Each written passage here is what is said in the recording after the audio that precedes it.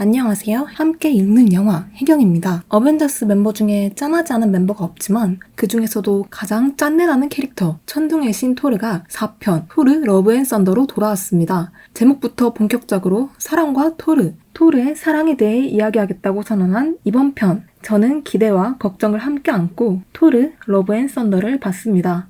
이 영화는 앞서 2017년 토르의 팬덤을 한층 두텁게 만들어준 라그나로크를 제작한 타이카 와이티티 감독이 다시 토르를 만든다는 소식과 제인의 등장, 레트로한 분위기의 포스터와 로고 디자인, 새로운 빌런, 고르로 변신한 크리스찬 베일의 모습까지 정보가 공개될 때마다 큰 화제를 모았습니다. 그래서 정말 기대가 됐었는데 최근 들어 이슈가 된 토르의 노출, 마이티 토르의 등장 개연성에 대한 다양한 의견, 시사회 후에 뜨뜻미지근했던 반응들이 겹쳐지며 기대보다 걱정이 조금 더 큰 상태로 영화를 관람했습니다. 일방적인 사이긴 하지만 마블과의 의리를 저버릴 수 없기도 하고 까더라도 일단 보고 까자 생각하면서요. 간단하게 말하자면 라그나로크 같은 작품을 기대하신다면 꽤 높은 확률로 실망하실 거예요. 토르는 반가웠고 눈도 즐거웠지만 아쉽게도 완전한 오락 영화라기에도 진지한 영화라기에도 애매한 느낌의 작품이었습니다. 가장 최근에 개봉한 마블 영화인 닥터 스트레인지, 대혼돈의 멀티버스를 기준으로 얘기해본다면 그보다 조금 더 아쉬운 영화였어요. 러브 앤 썬더는 재밌긴 재밌었어요. 좋아하는 배우가 나왔고 눈이 지루할 틈이 없었고 오래도록 사랑해온 세계가 이 영화 안에 있었으니까요. 하지만 라그나로크 때문에 생긴 기대치도 있고 엔드게임 이후로 마블 영화에 대한 기대치가 더 높아져서인지 이번 영화는 크게 만족스럽지 않았어요. 전체적으로 라그나로크에서 팬들이 열광했던 소스들을 그대로 가져와 사용하긴 했는데 복사를 하다가 살짝 삐끗해서 전편보다 못한 후속작이 만들어진 느낌이에요. 토르를 좋아하신다면 한 번쯤은 가볍게 보셔도 좋을 듯해요. 하지만 마블 영화를 딱히 좋아하지 않는다 하는 분들에겐 굳이 보시라고 하진 않을게요.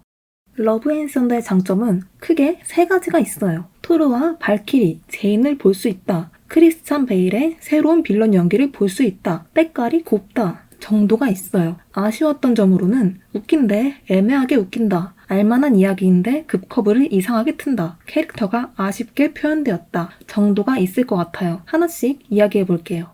장점 첫 번째. 토르와 발키리, 제인, 마이티 토르. 어머니 잃고 아버지 잃고 연인과 헤어지고 고향도 무너지고 동생도 잃고 묠니르랑 눈까지 잃었어요. 모든 걸 다 잃은 토르는 마지막 전투 이후 지구를 떠나 우주로 나가죠. 그래서 꽤 오래 토르를 볼 수 없었어요. 토르 러브 앤 썬더에선 마음은 어떨지 몰라도 겉으로 보기엔 대략 건강해 보이고 예전처럼 긴 금발머리로 돌아온 토르를 볼 수 있어서 좋았어요. 솔직히 짧은 머리의 토르가 더 멋있긴 했지만 역시 토르는 긴 금발이죠. 뉴 아스가르드를 통치하게 된 발키리의 모습과 영영 이별하는 줄 알았던 제인이 마이티 토르로 등장하는 것도 꽤 좋았어요. 물론 등장까지는 좋았는데 충분히 매력적인 이 캐릭터들을 활용하는 방식이나 뚝딱 만들어진 느낌의 개연성은 다소 아쉬웠어요.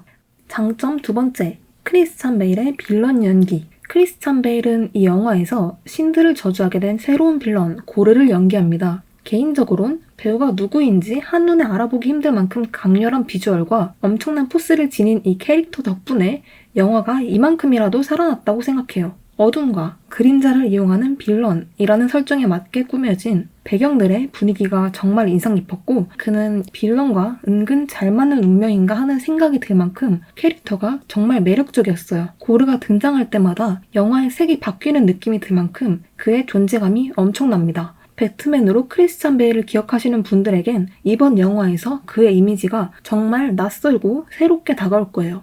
장점 세 번째, 때깔은 곱습니다. 자본이 제대로 들어간 마블 영화인 만큼 토르 러브 앤 썬더는 기본적인 시각적인 재미는 보장됩니다. CG가 크게 어색한 부분도 없었고 각자의 개성이 보이는 행성을 보는 재미도 있었어요. 뉴 아스가르드의 모습이 나올 때 초반부까지는 정말 생각 없이 눈을 여기저기 굴리면서 즐겁게 봤습니다. 등장하는 배우들의 연기도 당연히 좋았고요. 근데 문제는 보기엔 참 좋은 떡이었는데 중간중간 아쉬운 부분들이 있었어요.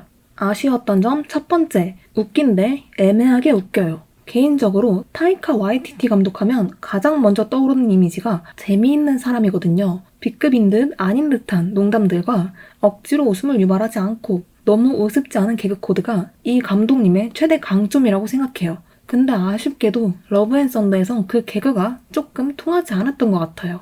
상황이 바뀔 때마다 농담들을 조금씩 던지는데 그 농담들이 살짝 어색했어요. 토르라는 캐릭터 자체가 마음속에 상처를 숨기고 강한 척, 밝은 척 하는 인물이긴 한데 이렇게 반복되는 애매한 농담들을 보고 있으니 이 부분이 그를 좀 훈수 같고 눈치 없는 캐릭터로 만드는 느낌이 들어서 아쉬웠어요.